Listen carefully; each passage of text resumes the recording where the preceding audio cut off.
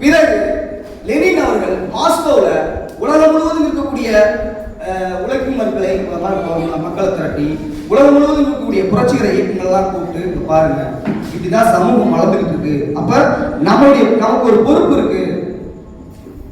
இப்படி முதலாளித்துவம் இந்த சமூகத்தின் மீது மிகப்பெரிய உழைக்கும் மக்கள் மீது மிகப்பெரிய அடக்குமுறை ஏவுது. இங்க எல்லாமே உலகத்துல இருக்கக்கூடிய முதலாளிகளுக்கான நாடா இருக்கு. ஆனா அந்த நாட்டுல இந்த நாடு உழைக்கும் மக்களுக்கான நாடு. முதலாளிகள் உழைக்கும் மக்கள் மீது மிகப்பெரிய ஒரு அடக்குமுறை ஏவுகிறார்கள். இந்த மக்களை கசக்கி புளிகிறாங்க. அப்ப இதுல இருந்து நாம விடுபடணும். அப்ப இங்க ஒரு புரட்சி நடத்தணும். அது உழைக்கும் மக்கள் புரட்சி தான். அப்ப உழைக்கும் மக்கள் நடத்துகிற புரட்சி தான் சோசியலிச புரட்சி நம்ம சொல்றோம். அதான் கம்யூனிச சமூகம். உழைக்கும் மக்களுடைய தத்துவம் தான் கம்யூனிச தத்துவம் சொல்றோம். ஆனா இந்த தத்துவங்கள் நிறைய இருக்கு. முதலாளிகளுக்கு ஒரு தத்துவம் இருக்கு, ஏகாதிபத்தியங்களுக்கு சில தத்துவங்கள் இருக்கு, சனாதனவாதிகளுக்கு சில தத்துவங்கள் இருக்கு. அவங்க என்ன பண்றாங்கன்னா, இப்போ இந்தியா போன்ற நாடுகள்ல சனாதன தத்துவத்தை நிறுவி உழைக்கும் மக்களை, ஒடுக்கப்பட்ட மக்களை இங்க இருக்கக்கூடிய மதங்களாக சாதிகளாக பிளவுபடுத்தி உழைக்கும் மக்களை ஒன்று தள்ள விடாமல், அவர்களை உழைக்கும் வர்க்கமாக ஒன்று சேர விடாமல் கம்யூனிஸ்ட் சமூகத்தையே ஒரு சமூக வளர்ச்சியவை தடுத்து நிறுத்தி வச்சிருக்காங்க இந்தியா போன்ற நாடுகள். அப்படின்னா இது வரலாற்று விதிக்கு எதிரான, அறிவியலுக்கு எதிரானது நம்ம சொல்றோம். கம்யூனிஸ்ட் சொல்லுது, மார்க்சியம் சொல்லுது. எப்படி சாதி என்பது அறிவியலுக்கு புறமானது, மதம் என்பது அறிவியலுக்கு எதிரானது. அதே போலதான் சமூகம் தேங்கி நிற்பது கூட அறிவியலுக்கு எதிரானது. சமூகம் முன்னோக்கி போகணும், சமூகம் காலத்தின் சக்கரம் முன்னோக்கி தான் போகணும் அப்படின்றது மார்க்சியம் நமக்கு ரொம்ப தெளிவா வரையறுத்து.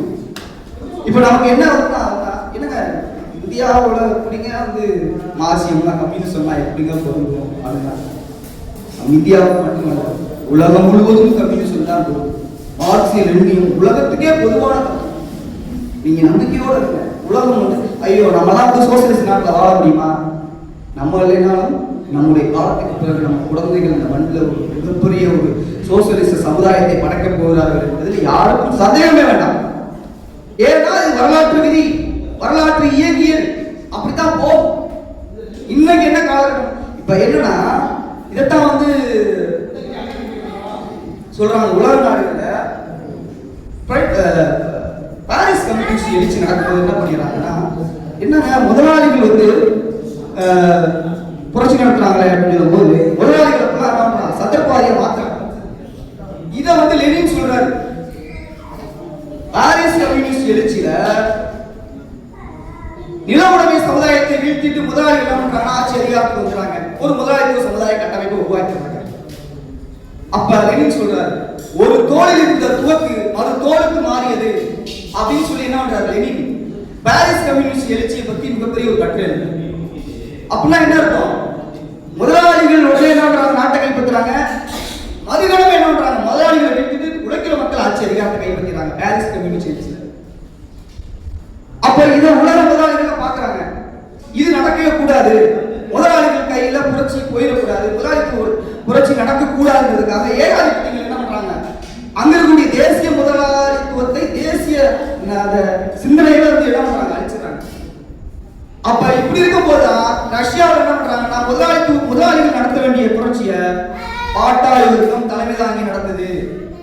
முதலாளிகள் நடத்த வேண்டிய புரட்சியை, தேசிய முதலாளிகள் நடத்த வேண்டிய அந்த விடுதலை போராட்டத்தை பாட்டாளி வர்க்கம் என்ன பண்றாங்க, தன் தோளில் துவக்கி ஏந்தி என்ன பண்றாங்க, யார் மண்ணை வீழ்த்திட்டு சோசியலிஸ்ட் தான் அங்க கட்டமைக்கிறாங்க. இப்படிதான் சமூகம் வளர்ந்து கொண்டிருக்கிறது. இதுதான் வரலாற்று விதி, இதுதான் இயங்கியல் விதி, இதுதான் சமூக யதார்த்தம், இதுதான் கம்யூனிசம், இதுதான் மார்க்சிய லெனின். ஆனால் இது இந்தியாவுக்கு பொருந்தாது அப்படின்னு சொல்றாங்க. உலகம் முழுவதும் மார்க்சிய லெனின் பொருந்தும். நீங்க பாத்தீங்கன்னா